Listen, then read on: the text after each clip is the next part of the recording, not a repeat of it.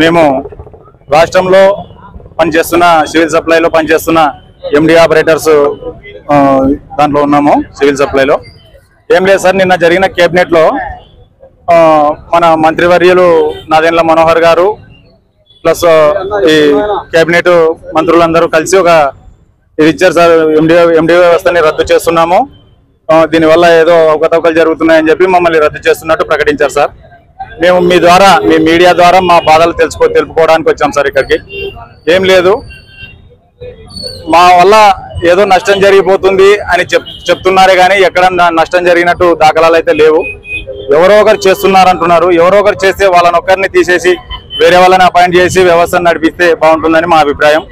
ఇట్లా ఉన్న పలంగా మా 9,260 మందిని ప్లస్ మాకు సంబంధించిన హెల్పర్స్ ని ఉన్న పలంగా 18,000 పైచీలకు మందిని ఉన్న పలంగా రోడ్డు మీదకి వదిలేస్తే మా పరిస్థితి, మా భార్య పిల్లల పరిస్థితి చాలా ఆందోళనకరంగా ఉంటుంది.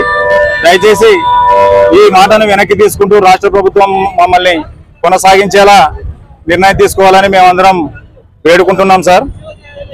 మాకు 2027 జనవరి నెల వరకు మాకు అగ్రిమెంట్ కూడా ఉంది.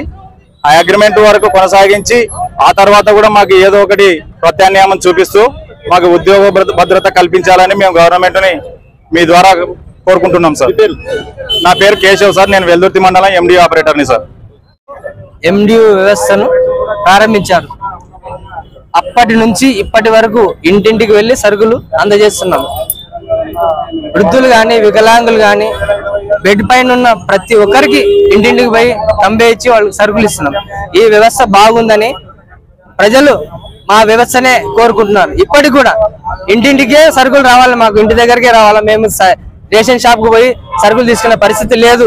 మేము వెళ్ళలేము, గంటలు అక్కడ నిలవలేము, మా చేత కాదు. ఇంటి దగ్గరకు వచ్చే విధానమే, ఇంటి వద్దకే నిత్యావసర సరుకులు పంపిణీనే బాగుందని చెప్పి ప్రజలు మెచ్చుకున్నారు. ఈ వ్యవస్థ వచ్చినప్పటి నుంచి నిత్యం పనిచేస్తూనే ఉన్నాము.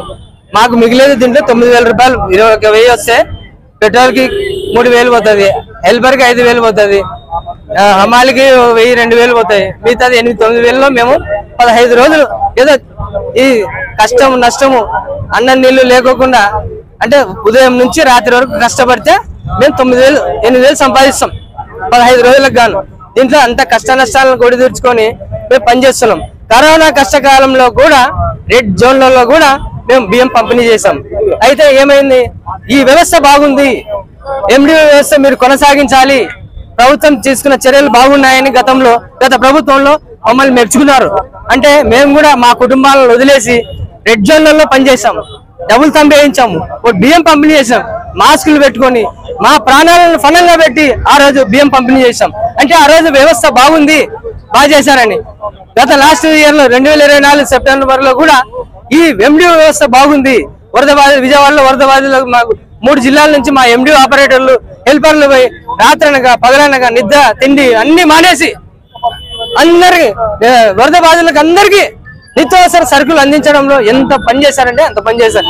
1:30 గంటలకు రాత్రి మన ముఖ్యమంత్రి నారా చంద్రబాబు నాయుడు గారు ఈ వ్యవస్థ, ఎండి వ్యవస్థ బాగుంది, దీన్ని కొనసాగిద్దాము, మీ కడుపు కొట్టము, మేము ఎక్కడ మిమ్మల్ని ఉద్యోగం నుంచి తొలగించము, మీకు మేము అండగా ఉంటాము, ఎవరి మాటలు నమ్మొద్దండి మీరు దయచేసి అన్నారు.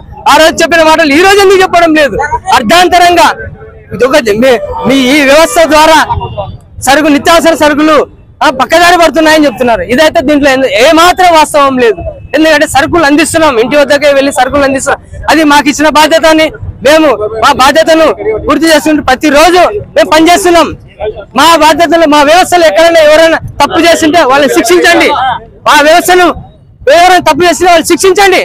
అలాంటిది మొత్తం వ్యవస్థలో మొత్తం తీసేస్తామంటే మేము ఒప్పుకునేది లేదు. మాకు ఉద్యోగ భద్రత కల్పించాలి, అది ప్రభుత్వ బాధ్యత. అది గుర్తు చేస్తున్నాము. ఎందుకని అంటే 4.5 సంవత్సరాలుగా పనిచేస్తున్నాము. తిండి తిప్పలు మాట్లాడేసి కేవలం 15 రోజులు మాత్రమే పనిచేస్తామనే కాదు, 15 రోజులు ఎంత పనిచేస్తా, ఎంత కష్టపడి ఉదయం 6 గంటల నుంచి పనిచేస్తే రాత్రి 10 వరకు పనిచేస్తాం. అయితే మా వ్యవస్థను కొనసాగించాలి.